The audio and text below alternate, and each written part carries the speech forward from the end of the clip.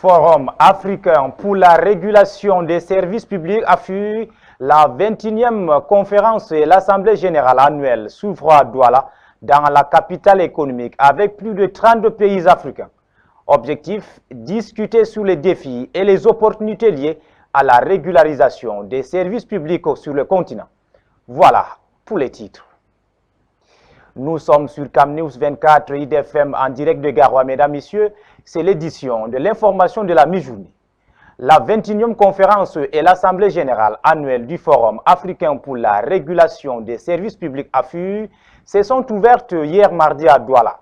Cette rencontre qui se tiendra jusqu'au 7 mars 2025 réunit des régulateurs de services publics de plus de 32 pays africains pour discuter des défis et des opportunités liées à la régulation des services publics sur le continent. La cérémonie d'ouverture a été présidée par le ministre délégué auprès du ministre des Transports, Dioya Zakariaou. Plus de précisions avec notre correspondant Zobel Apollinaire. La 21e conférence et l'Assemblée générale annuelle du Forum africain des régulateurs des services publics se déroule dans un contexte où les pays africains connaissent une transformation numérique rapide. Les technologies intelligentes, telles que l'intelligence artificielle, sont de plus en plus utilisées dans les services publics pour améliorer l'efficacité, la qualité et l'accessibilité des services. Cependant, cette transformation numérique soulève également des défis importants tels que la protection des consommateurs, la sécurité des données, la régulation des services numériques et la nécessité de développer des compétences numériques pour les régulateurs et les prestataires des services. C'est dans ce contexte que la rencontre de Douala rassemble les régulateurs des services publics africains pour discuter des meilleures pratiques, partager les expériences et élaborer des stratégies pour relever les défis liés à la transformation numérique des services publics. L'objectif étant de promouvoir la coopération et l'harmonisation des politiques de réglementation entre les pays africains afin de favoriser l'intégration régionale et la coopération dans le domaine des services publics.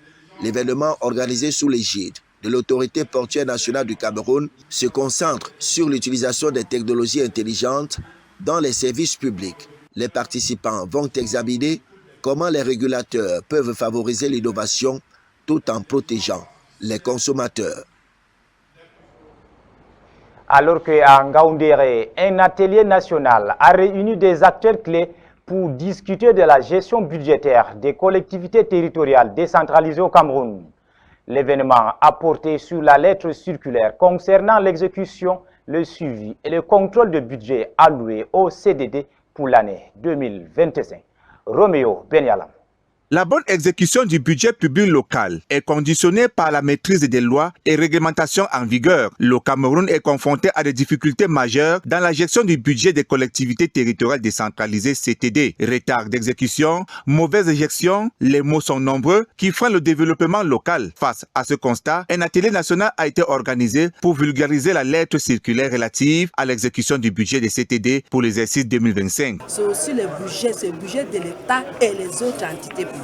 Donc quand on arrête, il y aura beaucoup de projets qui ne seront pas exécutés et ils sont dans un État et il y a les règles qui sont applicables à l'État et les entités publiques. Pour cette deuxième année consécutive, les responsables des CTD des régions de l'Est et de la Damawa se sont réunis en Ngaoundéré pour participer à cet atelier national. Une occasion pour le chef de mission du ministère des Finances de rappeler l'importance de ces rencontres. L'organisation de cet atelier, c'est pour leur montrer les modalités d'exécution, aussi capturer les difficultés qu'ils ont rencontrées pendant l'exécution des budgets précédents, notamment celui de 2024. 6 exposés ont meublé cet atelier sur les thèmes tels les contours de la réforme de la fiscalité locale, les mécanismes de mise à disposition des ressources financières issues de la réforme de la fiscalité locale et la nécessité de l'interopérabilité des systèmes d'information, exécution des projets financés par les transferts d'investissement du budget de l'État au CTD. Les représentants des collectivités ont pris la parole pour partager les difficultés qui entrave l'exécution du budget. Le budget s'exécute en recettes et en dépenses. Pour ce qui concerne les recettes,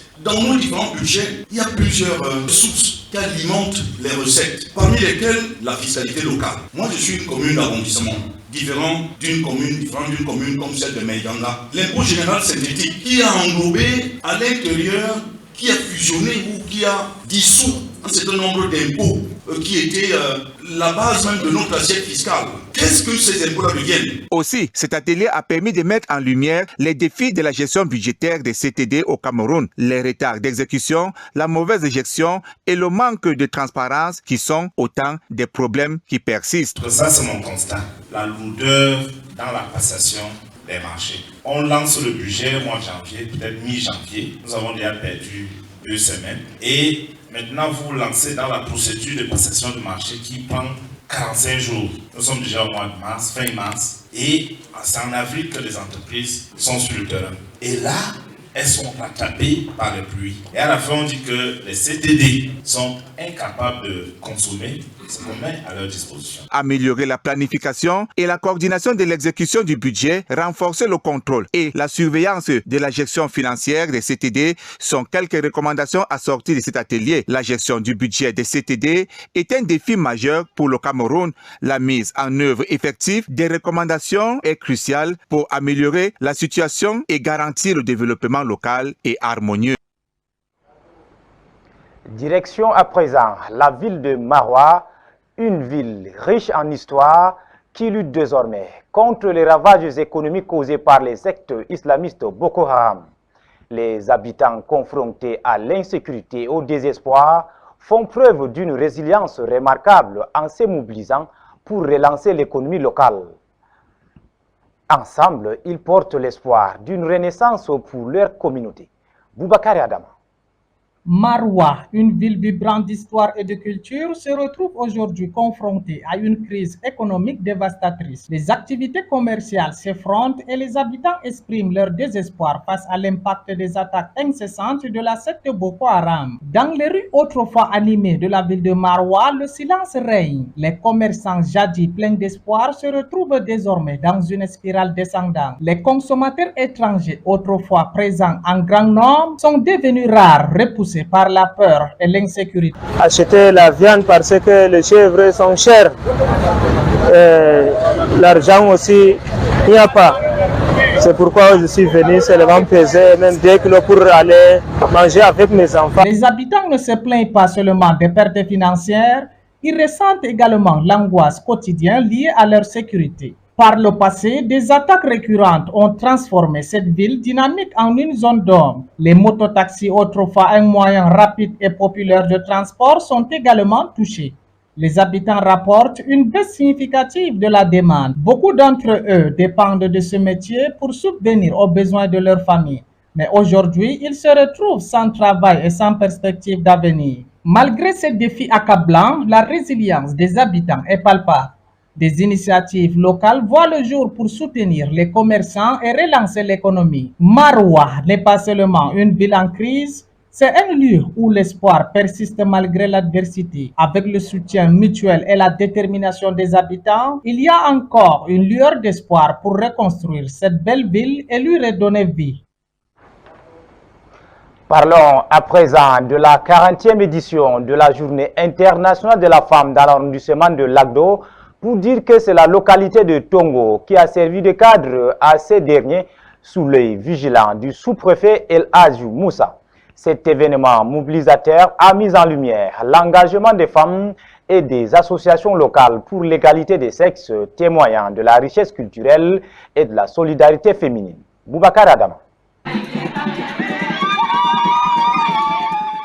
Dans l'arrondissement de Lagdo, la localité de Tongo a accueilli avec enthousiasme la 40e édition de la Journée internationale de la femme. Cette célébration qui se veut mobilisatrice a réuni les acteurs locaux et les autorités pour promouvoir l'égalité des sexes et l'autonomisation des femmes. La cérémonie a été présidée par le sous-préfet de l'arrondissement, El Hadji Moussa, accompagné de son épouse, Madame Hadjazara. Leur présence ont ajouté une touche de solennité à cet événement. Les groupes de danse traditionnels tels que le Mundang, les Mafa et les Kapsiki, pour ne citer que cela, ont offert des spectacles vibrants et colorés, mettant en valeur la richesse culturelle de la région. Leurs performances ont été suivies par des théâtres qui ont véhiculé des messages de conscientisation et d'autonomisation de la femme africaine. Plusieurs activités de démonstration de savoir-faire africain ont également été organisées, notamment une démonstration de comment les femmes du Nord écrasaient le mil avant l'arrivée des machines modernes. Cette activité a permis de mettre en valeur la résilience et la créativité des femmes de la région du Nord. Madame la présidente du comité d'organisation locale a exprimé sa gratitude au sous-préfet pour la confiance renouvelée aux femmes de Tongo. Par ailleurs, Sa Majesté le Ardo de Tongo a également saisi l'opportunité pour exprimer ses remerciements au sous-préfet de l'arrondissement de Lagdo et à tous les invités présents. La cérémonie s'est poursuivie par le discours émouvant prononcé par le sous-préfet El Hadji Moussa. Dans des mots forts, il a remercié tous ceux qui ont contribué à la réussite de cet événement, notamment le maire de la commune de Lagdo, représenté par sa deuxième adjointe Maman Maliki pour ses appuis multiformes. De plus, il a adressé une mention spéciale au directeur du CPF de Lagdo, Amadiko Alidou, pour ses innovations, ainsi qu'à la présidente du ROFAL et à la conseillère régionale. Il a aussi salué les élites de Tongo pour leur détermination à faire de cette semaine une réussite. Avant la clôture des activités, un défilé dynamique a eu lieu, mettant en avant les différentes associations de femmes ainsi que les GIG présents. Ce moment fort a illustré la diversité et l'engagement des femmes dans le développement local. Les groupes de femmes présentes ont ensuite remis des cadeaux au sous-préfet pour marquer et exprimer la générosité de la femme africaine.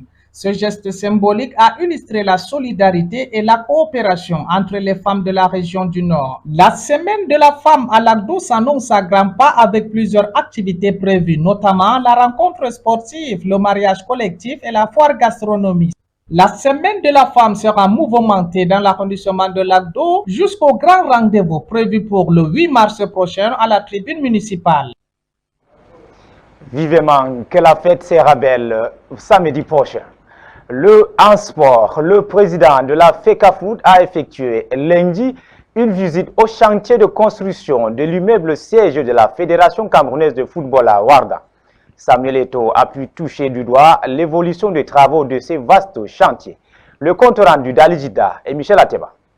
Énième visite sur le chantier de construction de l'actuel immeuble du siège de la Fédération camerounaise de football situé au quartier Ouarda à Yaoundé. Samuel Eto'o fils visite tous les coins et recoins de cette grosse œuvre en construction depuis 13 ans.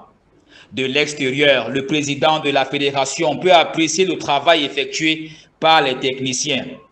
À l'intérieur du bâtiment, Samuel Eto'o tente même de faire quelques suggestions telles qu'on le voit ici à travers ces images. D'un coût initial du projet de 1,7 milliard de francs CFA en 10 ans, les travaux de construction du nouvel immeuble siège piétinent en dépit de plusieurs tentatives. Malgré les appels d'offres pour les travaux de finition lancés par les différents exécutifs, le siège n'est toujours pas achevé. Rappelons que c'est le 13 novembre 2012 que l'ex-président de la fédération, Iya Mohamed, avait procédé à la pose de la première pierre de cet immeuble futuriste. Voilà, mesdames, messieurs, c'est la fin de cette édition d'information de la mi-journée sur Cam News 24 IDFM en direct de Garoua. Nous vous donnons rendez-vous quand il sera 20h.